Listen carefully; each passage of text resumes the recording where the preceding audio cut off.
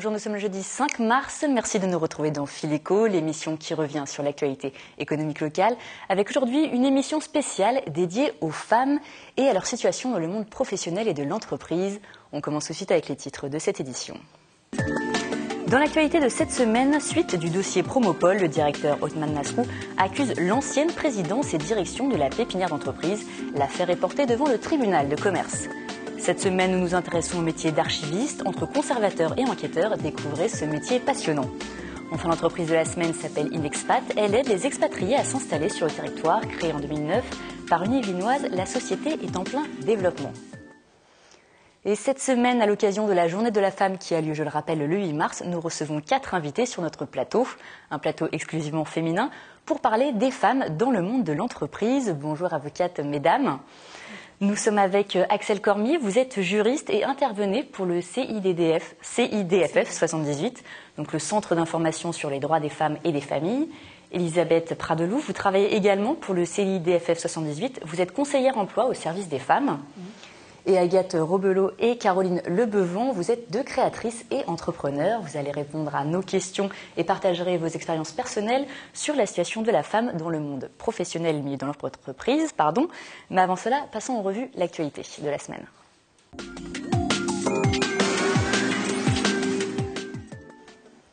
Le géant du nucléaire français vient d'annoncer cette semaine des pertes atomiques pour 2014, 4,8 milliards d'euros. Détenue à 87% par l'État, Areva emploie 30 000 personnes dans l'Hexagone et 45 000 à travers le monde.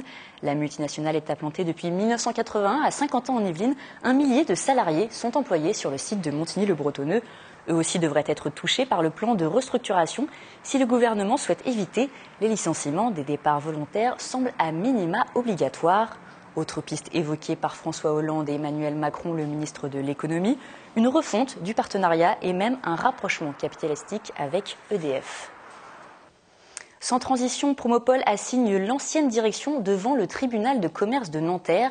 La semaine dernière, le président de la pépinière, Othman Nasrou, a tenu une conférence de presse ainsi qu'une réunion avec les locataires de Promopol afin d'expliquer cette décision. Regardez le reportage, des images signées Élodie Moine. Des actes de gestion litigieux, c'est ce que reproche Othman Nasrou à l'ancienne direction de Promopol. La pépinière d'entreprise, société d'économie mixte, s'engage dans une procédure judiciaire suite aux conclusions d'un audit mené en juin dernier. Audit qui avait souligné des anomalies significatives au niveau de la gestion. L'entreprise du directeur de Promopol, du dernier directeur qui a été nommé en avril, qui a facturé des prestations de type conseil à la société. Donc effectivement, ça se pose la question d'un mélange des genres, parce que ces prestations ont par ailleurs été qualifiées largement de fictives.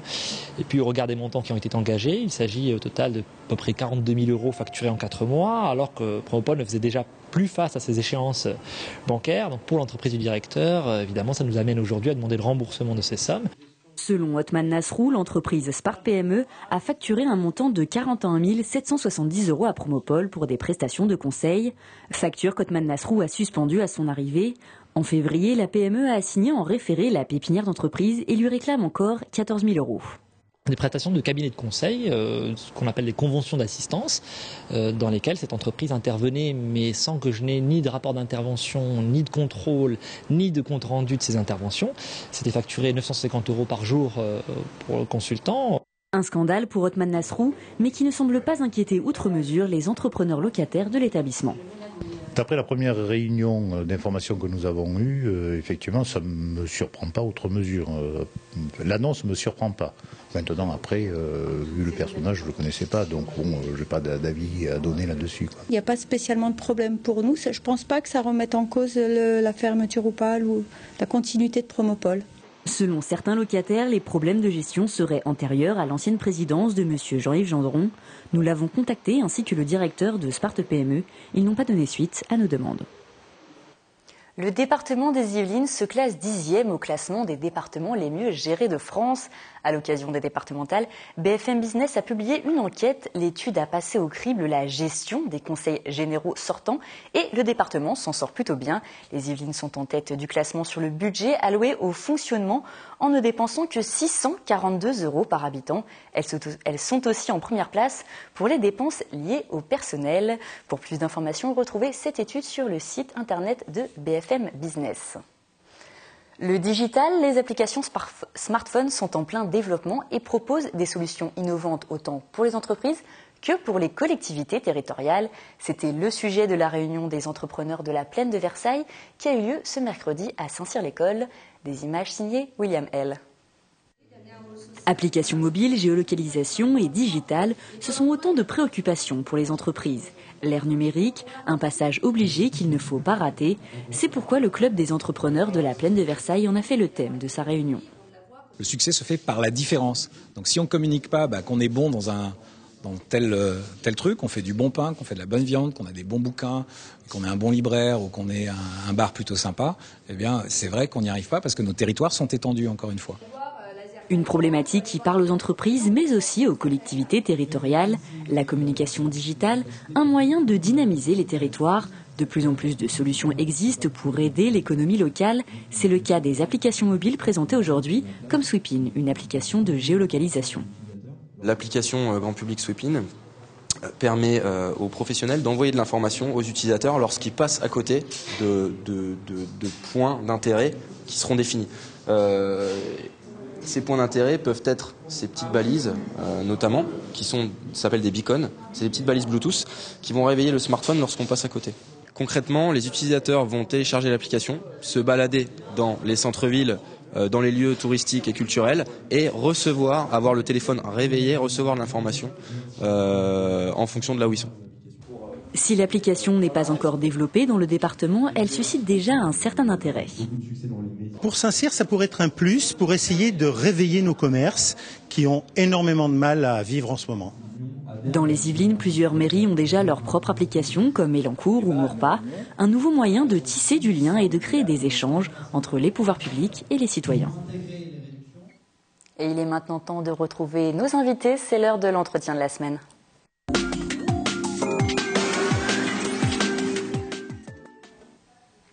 Le 8 mars prochain, c'est la journée de la femme, l'occasion de faire un point sur la situation des femmes dans le monde professionnel. Pour cela, nous sommes avec, je le rappelle, Axel Cormier, qui est juriste, Elisabeth Pradeloup, qui est conseillère emploi au service des femmes, et Agathe Robelot et Caroline Lebevant, créatrices de la marque de sous-vêtements Bibi et Bibi, destinée aux femmes atteintes d'un cancer du sein. Tout d'abord, j'ai envie de commencer cet entretien avec vous, Elisabeth Pradeloup. Vous travaillez au Centre d'information sur les droits des femmes et des familles des Yvelines. L'association est créée depuis 1982, c'est bien ça ? Oui, ça fait maintenant 40 ans qu'elle existe. Quelles sont les principales difficultés auxquelles vous êtes confrontée dans votre métier d'accompagnement des femmes dans l'emploi ? Alors moi, je travaille essentiellement sur la commune de Manille-les-Hameaux et Montigny. Les femmes que je reçois sont surtout des femmes en un public d'insertion avec de bas niveaux de qualification, très peu, et seules avec des enfants, et du coup elles ont du mal à jongler entre leur vie de famille et leur vie professionnelle. Donc on est vraiment sur tout ce qui est les problèmes de l'articulation des temps. Vous recevez aussi des hommes parfois. Est-ce qu'il y a vraiment une différence ? Les problèmes ne sont pas les mêmes ? Alors, au niveau des hommes, c'est vrai que sur la commune où je suis, je dois avoir 2 tiers de femmes et 1 tiers d'hommes. Effectivement, quand on discute avec eux, un homme, lors d'un entretien, très peu d'employeurs vont lui demander s'il a des enfants, ou s'il en a, ils vont supposer qu'il y a une femme derrière pour gérer les enfants. Chose que les femmes, la première des choses qu'on va lui demander, c'est des enfants, combien elle en a, est-ce que la garde est assurée, est-ce qu'il y a du relais au cas où ils sont malades. On va bien plus poser des questions et bien plus enquêter de ce côté-là. Agathe Robelot, je vous vois réagir. C'est quelque chose qui vous touche également Non, ça me paraît vrai pour toutes. C'est une des inégalités qu'on peut rencontrer, mais bon, c'est pas rien n'est infaisable pour autant. Mais c'est vrai que ça fait partie des choses qui existent. On parle aussi, vous me parliez également des problèmes de mobilité. Il y a des choses auxquelles les femmes sont plus confrontées. Alors c'est vrai que le bassin de la ville nouvelle, de 50 ans en Yvelines, est assez inégalitaire au niveau de des transports publics. Entre des communes comme Trables, La Verrière, Montigny, qui sont desservies par beaucoup de transports, et des communes comme Manille-les-Hameaux, qui sont beaucoup plus éloignées des voies de chemin de fer. Le RER il est assez près, et du coup, la mobilité, elle est Les transports en commun sont beaucoup moins fréquents. Du coup, il faut une voiture personnelle.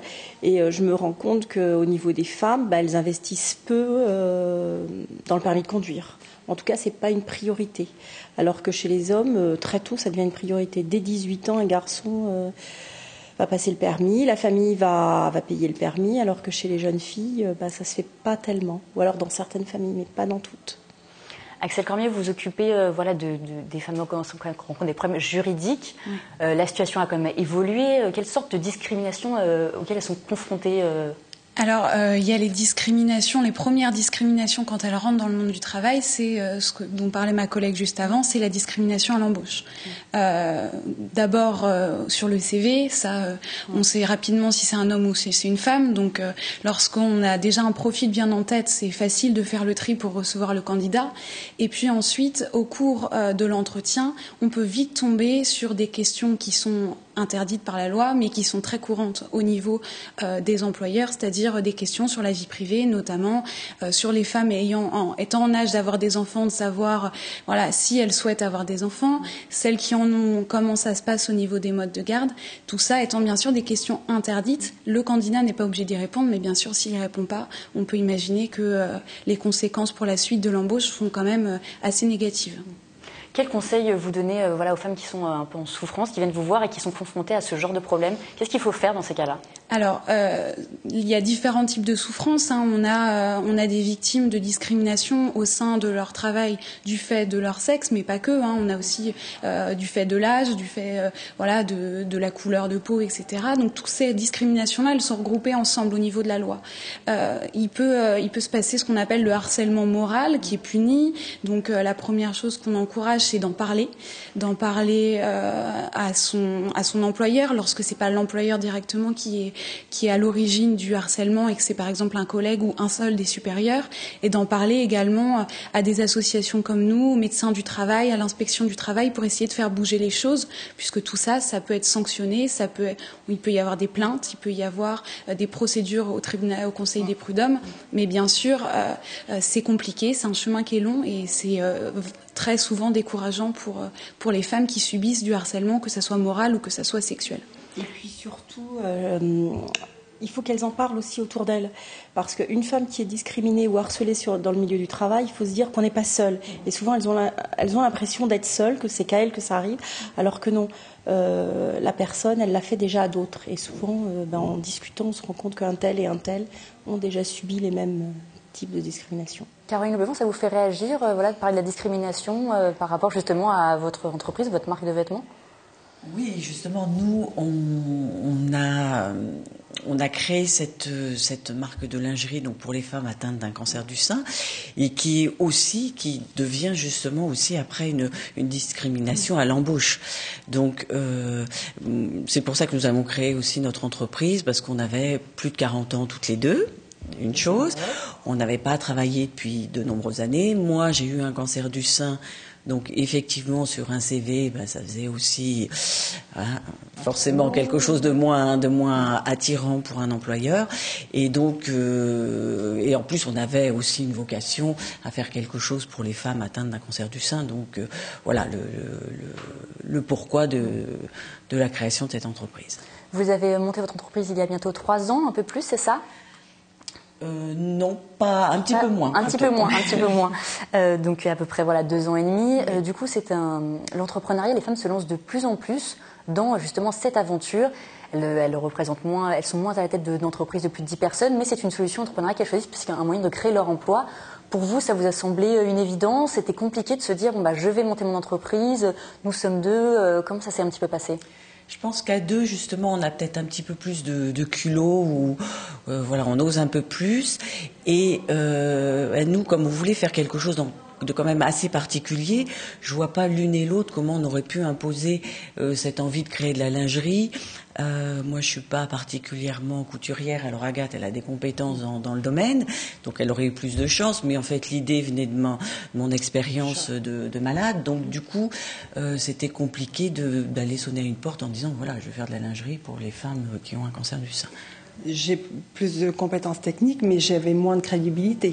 parce que moi j'ai pas eu ce problème, ce qui est malheureusement le cas de Caroline. Mais du coup voilà, le fait de s'associer et dans nos compétences et dans nos chemins de vie, ça nous a permis d'avoir quelque chose d'entier et qui tienne un peu la route, quoi. Ça vous a donné plus de force? Est-ce que l'une sans l'autre, vous seriez lancée également dans cette aventure?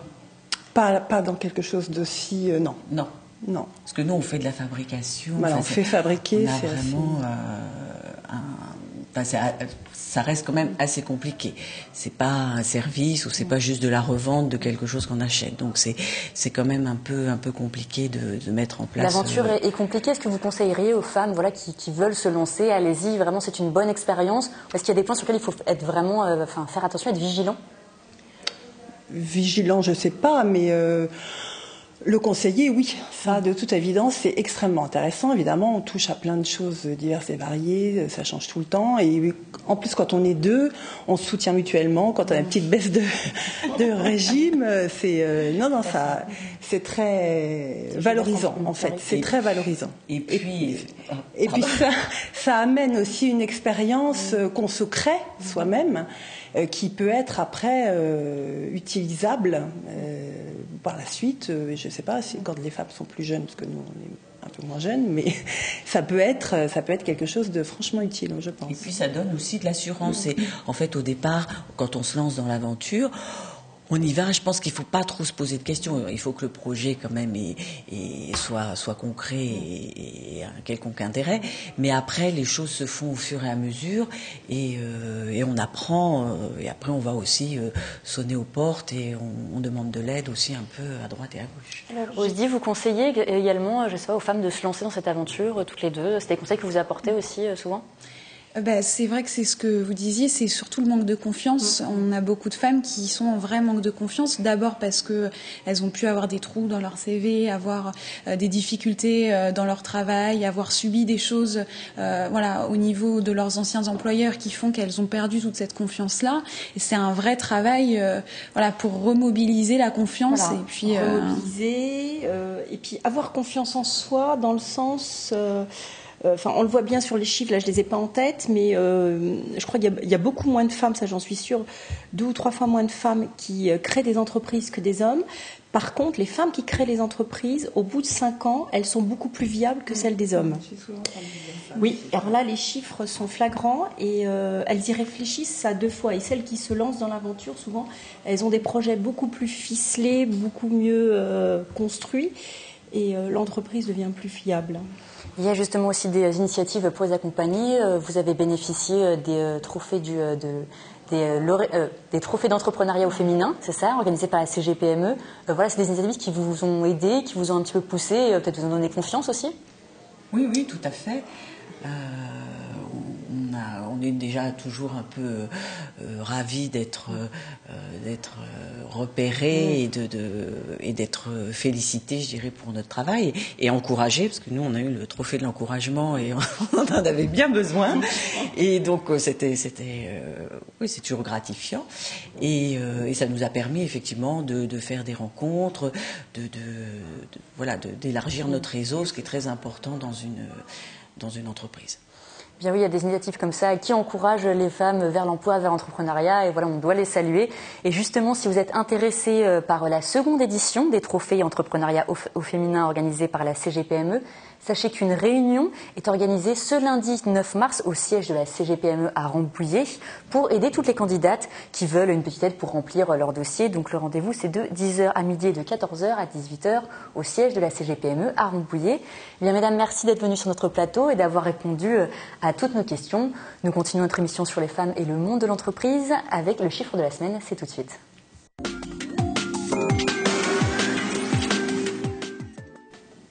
« 8,5%, c'est le pourcentage de l'écart de rémunération brute entre les femmes et les hommes dans le privé et à poste équivalent pour l'année 2013.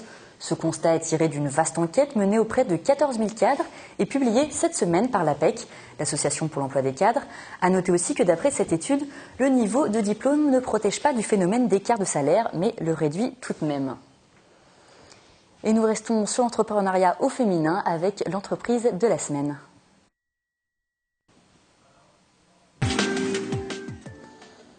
Et cette semaine, nous vous proposons de revenir sur le parcours d'une chef d'entreprise yvelinoise. Nathalie Leroy habite à Montigny-le-Bretonneux. Elle a créé son entreprise en 2009, une société de services pour aider les expatriés à s'installer sur le territoire yvelinois et en Ile-de-France. Regardez son portrait, les images de Patrick Jacques de Dixmude. Il y a presque 6 ans, nous suivions Nathalie Leroy. Elle accueillait sa première cliente américaine à Saint-Quentin en Yvelines. Cette Yvelinoise, ancienne ingénieure chez Renault, s'est lancée dans la relocation. En 2009, elle a fondé Inexpat, une entreprise de services pour aider les expatriés à s'installer. Je savais que le début ne serait pas facile financièrement, mais ce n'était pas une surprise. Ça a été conforme au prévisionnel. Donc tout allait bien. Et puis du coup, après, ça s'est développé plus que ce que j'avais espéré au début en régime de croisière, puisqu'on a réussi à intégrer des prestations qui n'étaient pas prévues au départ. Aujourd'hui, Nathalie prend en charge l'installation de plusieurs dizaines de clients chaque année. Pour cela, elle a multiplié ses services et s'est entourée de plusieurs collaborateurs, des prestataires toutes féminines, un hasard selon Nathalie. La mixité est plutôt souhaitable parce que ça permet d'avoir des approches différentes, des points de vue différents.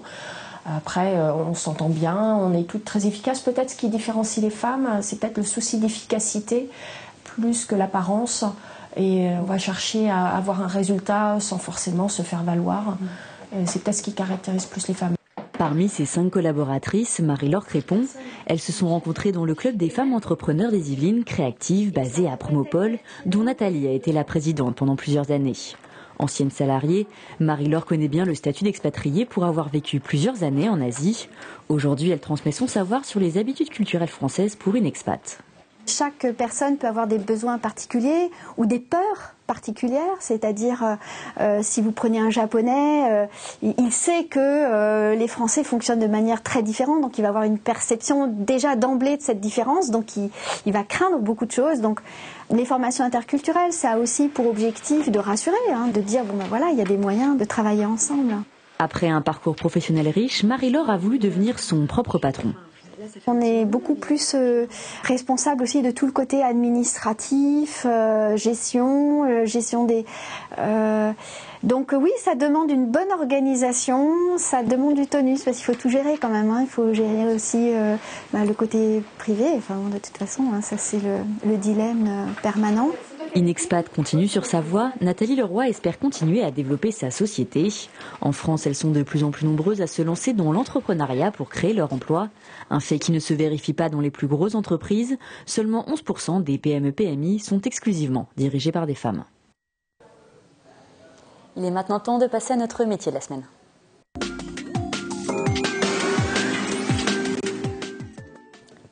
Cette semaine, nous nous sommes intéressés au métier d'archiviste. Pour consulter des documents administratifs et anciens, il faut se rendre aux archives départementales. Celle des Yvelines se situe à Montigny-le-Bretonneux.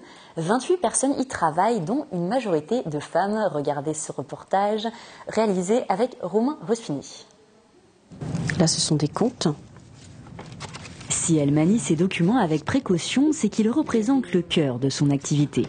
Brigitte Buquet est archiviste. Entre enquêtrice et conservatrice, elle fait des recherches parmi les milliers de documents à disposition pour satisfaire les demandes administratives, judiciaires ou personnelles. On a plusieurs types de demandes, des recherches militaires, donc on appelle les registres matricules, les jugements de divorce, des successions, des jugements d'adoption, des recherches d'écrou. Des personnes qui ont eu un petit souci à un moment donné de leur vie et qui se sont retrouvées en prison. On leur fournit des informations quand on nous demande. On fait un petit peu de tout, c'est ce qui rend le travail agréable parce que c'est jamais la même chose. Brigitte nous l'assure, pas de chômage chez les archivistes. Auparavant, elle était comptable. Beaucoup de ses collègues ont travaillé comme elle dans d'autres secteurs avant les archives. Il n'y a pas qu'une filière pour entrer dans la profession.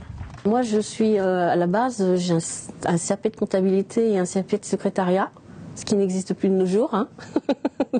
Nous avons tous des parcours complètement différents les uns des autres, à part les vrais professionnels, les archivistes, où eux, ils ont un diplôme d'archiviste. Beaucoup ont des licences d'histoire ou on fait des masters d'archives, tout simplement. Et nous, ici, aux archives départementales, nous avons un partenariat avec les archives des Hauts-de-Seine, où là, nous faisons un master archivistique, master 2. Des visites et ateliers sont souvent organisés afin de faire connaître le travail fait ici.